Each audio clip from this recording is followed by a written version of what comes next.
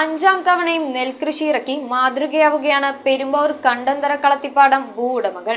കാർഷിക കൂട്ടായ്മയുടെ നേതൃത്വത്തിൽ ആരംഭിച്ച നെൽകൃഷിയുടെ ഉദ്ഘാടനം കണ്ടന്തറ ജുമാ മസ്ജിദ് ചീഫ് ഇമാം മുനീർ ഹുദവി നിർവഹിച്ചു.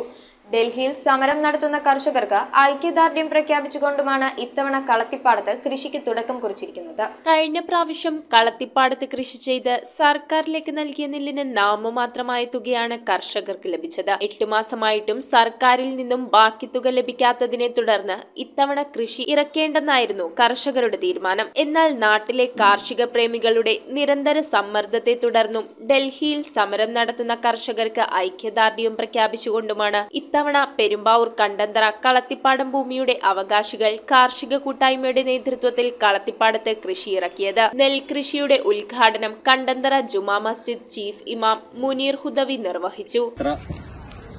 വികസനങ്ങളിലേക്ക് കുതിച്ചാലും അല്ലെങ്കിൽ ഭൗതികമായ സംവിധാനങ്ങളിലേക്ക് കുതിച്ചാലും അതിന്റെ പ്രാഥമികമായ ആവശ്യമാണ് ഭക്ഷണം കഴിക്കുക എന്നുള്ളത്. ഭക്ഷണം കഴിക്കാൻ ഭക്ഷണം തന്നെ വേണം, വേറെ ഒന്നും ഉണ്ടായിട്ടും കാര്യമില്ല. അതാണ് കൃഷിയുടെ മഹത്വവും കൃഷിയുടെ പ്രാധാന്യവും.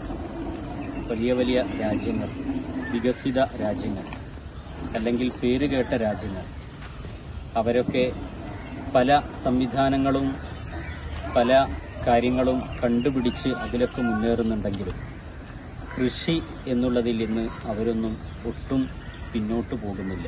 MV മുഹമ്മദ് കുഞ്ഞ് ചടങ്ങിൽ അധ്യക്ഷത വഹിച്ചു.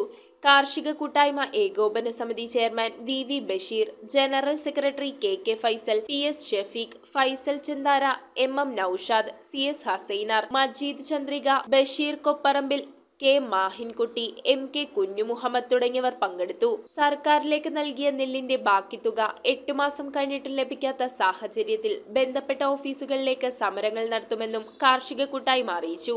News bureau, Perumbavoor. മിഴിവുള്ള സ്ഫടിക തുല്യമായ കാഴ്ചകൾക്ക് അയ്യാൻ ലെൻസ് തോപ്പുംപടി. കൃത്യതയോടെയും ഗ്യാരണ്ടിയോടും കൂടിയ നേത്ര പരിശോധന. നേത്ര സംരക്ഷണ രംഗത്തെ 3 പതിറ്റാണ്ട് കാലത്തെ പാരമ്പര്യം. അയ്യാൻ ലെൻസ്, കണ്ണുകൾക്ക് തുണയായി എന്നും നിങ്ങളോടൊപ്പം.